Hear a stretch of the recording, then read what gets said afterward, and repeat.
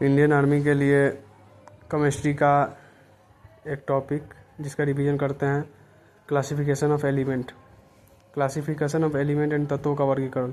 तत्वों का वर्गीकरण 4 महापुरुष आए, चारों महापुरुष ने तत्वों का वर्गीकरण किया।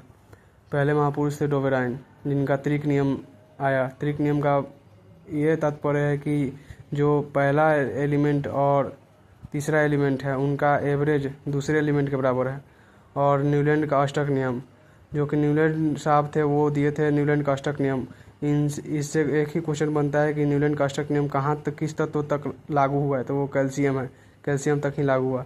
और उसके बाद आते हैं मेंडलीव साहब। जो मेंडलीव साहब थे वो पहले आवर्त सारणी बनाने वाले थे, जिनका बाद आए मोसले साहब, जो कि आधुनिक आवर्त सारणी जो अभी पढ़ाई जाती है केमिस्ट्री में, आधुनिक आवर्त सारणी जो मोसले साहब ने बनाए थे। तो सबसे पहले जो आवर्त सारणी बनाए थे वो मेंडलीव थे। और उनका आधार क्या था, किस बेस पे आवर्त सारणी बनाए थे, तो वो एटॉमिक मास यानी परमाणु भार के बेस पे बनाए थे। और तत्वों की संख्या कितनी थी उस टाइम तक, 63 थी तत्वों की संख्या। और आवर्त कितने थे, आवर्त वो 7 थे। और वर्गों की संख्या कितनी थी, तो कहीं कहीं 8 देखने के लिए मिलता है, तो कहीं कहीं 9, लेकिन ज़्यादा इसका 100% एक्यूरेसी 8 का होता है। उसके बाद आधुनिक आवर्त सारणी जो अभी चल रहा है, आधुनिक आवर्त सारणी मोसले साहब ने बनाई थी। उसका बेस क्या था, तो उसका बेस था परमाणु संख्या। आधुनिक आवर्त सारणी में टोटल एलिमेंट कितने थे, मतलब टोटल एलिमेंट कितने हैं, तो 118 एलिमेंट अभी केमिस्ट्री में हम लोग को पढ़ने रहते हैं। 118 एलिमेंट, जिसमें आवर्त की संख्या है 7 और वर्गों की संख्या 18 हो गई है।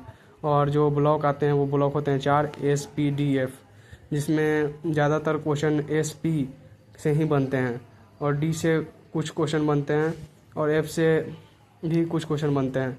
ज़्यादातर S ब्लॉक से और P ब्लॉक से बनते हैं। तो S ब्लॉक में देखते हैं कि S ब्लॉक में कौन कौन से आते हैं। तो S ब्लॉक में फर्स्ट एक एलिमेंट आते हैं, फर्स्ट एक एलिमेंट और सेकंड एक एलिमेंट आते हैं। तो फर्स्ट एक एलिमेंट को बोलते हैं हम क्षार धातु।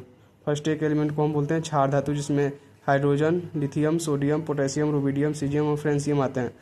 जिसको याद करने का ट्रिक क्या है, तो हमने ली नटराज की रबर कटर फ्री, हमने ली नटराज की रबर कटर फ्री। उसके बाद सेकेंड डे में आता है क्षार मृदा धातु। सेकेंड डे को बोलते हैं क्षार मृदा धातु। ये बहुत इंपॉर्टेंट है, ये नाम पूछ लेता है कि फर्स्ट डे को क्या बोलते हैं और सेकेंड डे को क्या बोलते हैं। तो क्षार मृदा धातु सेकेंड डे को बोलते हैं, S ब्लॉक में आते हैं, जिसको बोलते हैं, जिसमें आता है barium, magnesium, calcium, strontium, barium और रेडियम। जिसमें इसको याद करने का ट्रिक है, बेटा मांगे कार सफारी बाप राजी, यानी बेटा मांगे कार सफारी बाप राजी, इसको याद करने का ट्रिक है।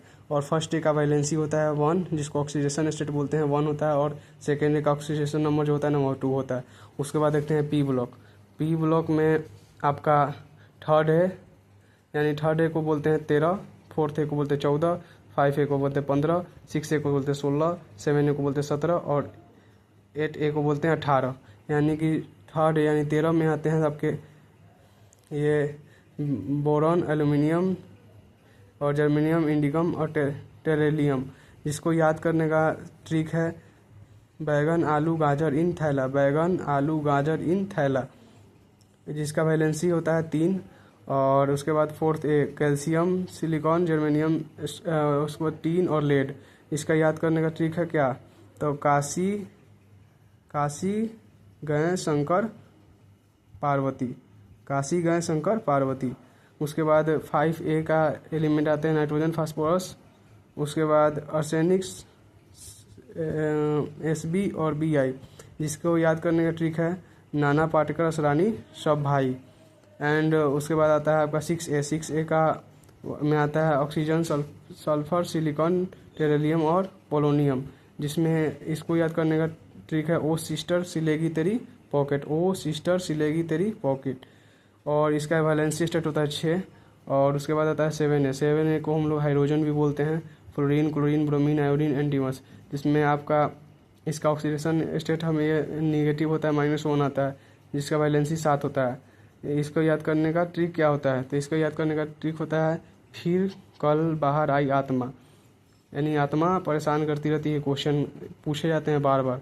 उसके बाद आता है अक्रिय शून्य समूह, जिसको बोलते हैं निष्क्रिय गैस में आता है आपका अक्रिय गैस। इसको बहुत सारे नाम 18 समूह को, जिसमें आता है helium, neon, argon, krypton, xenon और रेडॉन। जिसका वैलेंसी 0 होता है। क्यों होता है 0? क्योंकि इसके अष्टक जो होते हैं ना, बाहरी अष्टक, वो पूरी तरह से फुल फिल होते हैं। ये आपका पीरियोडिक टेबल का जो PS ब्लॉक और P ब्लॉक है, ये बहुत ज़्यादा इंपॉर्टेंट है। इसको आप कवर कर लेंगे तो आर्मी या किसी भी कॉम्पिटेटिव एग्जाम के लिए बहुत इंपॉर्टेंट है।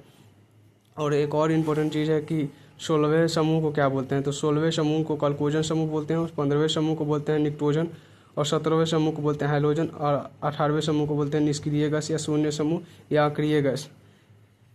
ठीक है। उसके बाद आता है आपका आवर्त सारणी में परमाणु के गुण, जो कि परमाणु त्रिज्या, आयनन ऊर्जा और विद्युत ऋणात्मकता, इन सभी के बेस पे कैसा क्वेश्चन बनता है। जैसे कि आपको पूछ देता है परमाणु त्रिज्या कैसे बढ़ती है, कैसे घटती है। तो परमाणु त्रिज्या आपका ये होता है ना कि आप अगर लेफ़्ट टू राइट जाएंगे तो परमाणु त्रिज्या घटती है, और अगर आप ऊपर से नीचे आते हैं तो परमाणु त्रिज्या बढ़ती है। तो परमाणु त्रिज्या जो होती है ना, वो परमाणु त्रिज्या धात्विक लक्षण के केवल समानुपाती होती है, यानी कि ये बढ़ेगा तो ये भी बढ़ेगा, ये घटेगा तो ये भी घटेगा, और बाकी सबके से डायरेक्टली प्रोपोर्शनल होती है, यानी व्युत्क्रमानुपाती होनी है। ये बढ़ेगा तो ये घटेगा, और ये बढ़ेगा तो ये घटेगा, यानी कि आयनिक ऊर्जा का भी व्युत्क्रमानुपाती होती है, इलेक्ट्रॉन बंद ऊर्जा से भी व्युत्क्रमानुपाती होती है, और विद्युत ऋणात्मकता से भी व्युत्क्रमानुपाती होती है। जो हाइड्रोजन समूह में आते हैं फ्लोरीन, क्लोरीन और बायोमीन, आयोडीन, इन